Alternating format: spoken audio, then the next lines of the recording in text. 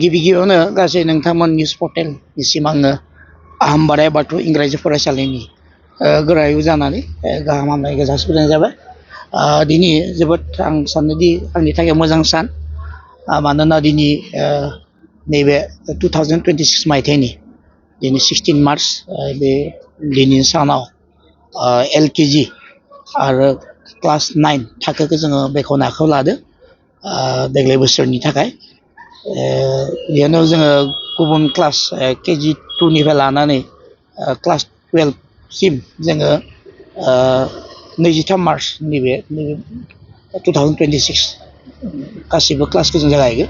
नाथाय दिनै जोङो गिबिनि थाखाय जिहेतु क्लास 9आ एग्जाम सोलिगासिनो दङ, क्लास 11आ एग्जाम सोलिगासिनो दङ, बेनिखायनो जोङो समखौ नोजोर बोनानै जोङो गिबि दिनै सानाव KG 1 इट इज LKG आरो क्लास 9खौल' जों लाग्रोनाय जाबाय। नैबे फरायसालि आहमबाराय बाथौ इंराजि फरायसालिया 10 फेब्रुवारि 2007 मायथाइयावनो गायसनजादोंमोन।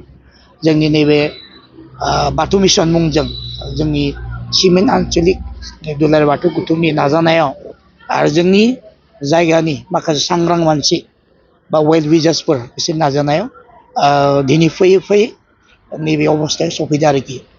आङो दिनैनि बे बुब्लियावनो फोरमायनानै गोजोननाय लानो नागिरदों। ओरैबायदि आरो जोंनि फरायसालिया देग्लाय गिबि खेबनि थाखाय क्लास 12 हाई सेकेन्डारि साइन्स आयदायाव गिबि खेब देग्लाय माने आनजादखौ होबाय आरो जों फाइनालखौ होबाय। जोङो आसा फारियो जोंनि बे फरायसालिया मोनसे मोजां फिथाइखौ लागोन। जिहेथु SSLC आनजादाबो साननैसो उनावनो रिजाल्ट बा फिथाइखौ होसिगोन, बेबो मोजां जागोन। आरो बोसोरफ्रामबो 2015 मायथाइनिफ्रायनो जिहेतु जोंनि गिबि बे मेट्रिक परिखा जों होदोंमोन आरो बेनिफ्रायनो फैयै फैयै 2025 मायथाइसिम जोंनि फरायसालिनि रिजाल्टआ जोबोद मोजां। एबाराव हास्थायो जों रिजाल्टआ मोजां जागोन।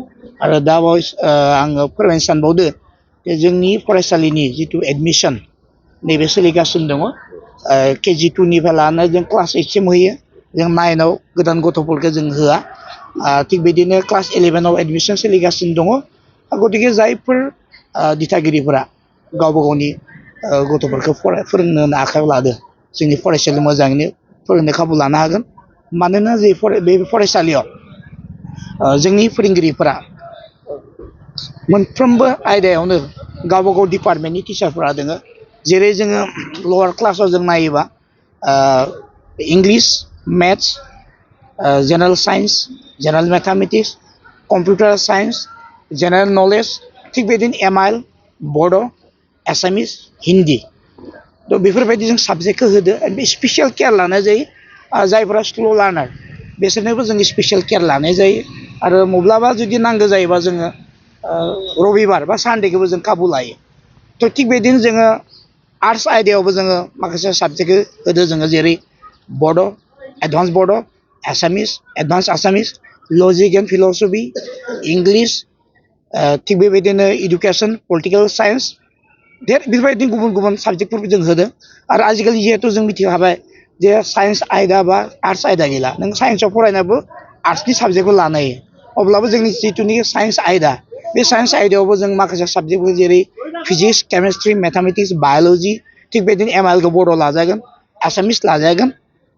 बेफोरबायदिनो जोङो साबजेक्टफोरखौ होनानै जिहेतु जोंनि फरायसालिनि जिथुनिखि जोङो मोजां हास्थायनानै जोंनि फरायसालियाव जों क्वालिटि इडुकेसन जाहाथे होनो हायो, बेखौ गुन गोनां सोलोंथाइ, बे गुन गोनां सोलोंथाइ होनो थाखाय जों साफ्रोमबो जोंनि फरायसुलिजों लोगोसे जोंनि दिथागिरिफोर, जोंनि फोरोंगिरिफोर जायफोरा मैखोमै बाहागो लायो, थिग बेबायदिनो जोंनि स्कुल मेनेजिं कमिटि जायफोरा बिराद स्ट्रं, जोंनि स्कुल मेनेजिं कमिटिनि जायफोर माने बिबानगिरि बिथांमोना, आरो जोंनि बे साखाथिनि जायफोर जों वेल विजार्सफोर बिथांमोनाबो जोंनो बहुद मोजां मोजां साजेसनै बेखौ लानो जों आवगायलांगासिनो। आरो निस्सय फैबाय थानाय समफोराव जोंनि बे फरायसालिया जिहेतु इतिमধ্যे जोंनि सानजारि नोगोर सिमेन्ट सापरियाव नैबे फरायसालिया मुंदांखा, आरो जों आरो साबसिन जाहाथे आसाम लेभेल, स्टेट लेभेलाव नंला, जोङो माने नैबे सारा भारतावनो जाहाथे मिथिजानाय जायो, बेखौ जों बिनि थाखाय जोङो नाजागासिनो आरो जोङो मावलांगोन।